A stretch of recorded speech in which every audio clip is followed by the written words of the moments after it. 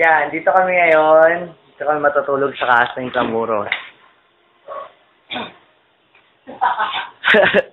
First time.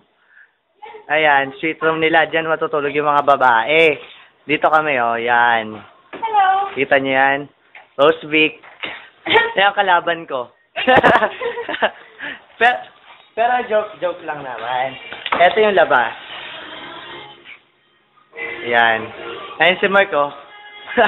Kawawa naman. Daming bit-bit. Yun yung tulugan namin. Tapos, pag pumasok ka doon sa kabila, oh. Diyan yung sa babae. Tapos, mamaya, kakain kami dito. Yan. Yan, dito kami kakain.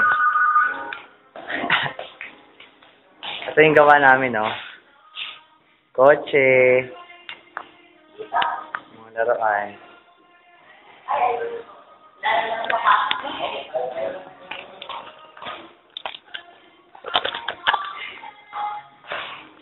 Front desk.